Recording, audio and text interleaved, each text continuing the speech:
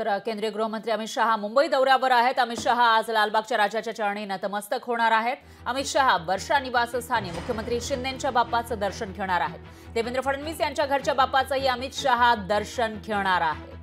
तर शिंदेंच्या निवासस्थानी पोहोचलेले आहेत अमित शहा। थोड्याच वेळापूर्वी मुख्यमंत्री शिंदे यांच्या शासकीय निवासस्थानी अमित शहांनी दर्शन घेतलेलं आहे। आरती सुद्धा केली आहे आणि देवेंद्र फडणवीस यांच्याही बाप्पाचं दर्शन घेतल्याची माहिती समोर येते। यानंतर थोड्याच वेळामध्ये लालबागच्या राजाच्या दर्शनासाठी ते प्रस्थान करणार असल्याची माहिती समोर येते। 12 वाजता लालबागच्या राजाचं 12 वाजून 10 मिनिटांनी लालबागच्या राजाचं दर्शन अमित शहा घेणार आहे। त्यामुळे त्या ठिकाणी कसं वातावरण असेल याकडे सुद्धा लक्ष आहे।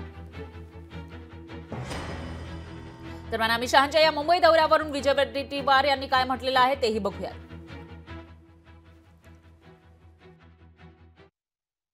आज नरेंद्र मोदी येत आहेत, अमित शहा येत आहेत। ज्यांना वाटतं त्यांना यावं, पण महाराष्ट्रात हा अवघड आहे। हरियाणा हातातून गेलेला आहे त्यांच्या। हरियाणात आम्ही जिंकत आहोत, 100% जिंकत आहोत। हरियाणानंतर महाराष्ट्रही जिंकू, जम्मू काश्मीरही जिंकत आहोत। सगळीकडे देशात विरोधी वातावरण आहे।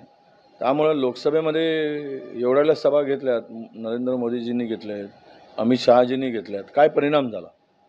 काही परिणाम होणार नाही। लोकांचं मत तयार झालेलं आहे महाविकास आघाडीला जिंकवायचं। त्यामुळे ह्यांनी काय 5 काय 50 सभा घेतल्या तरी महाराष्ट्रात त्याचा कुठलाही परिणाम होणार नाही।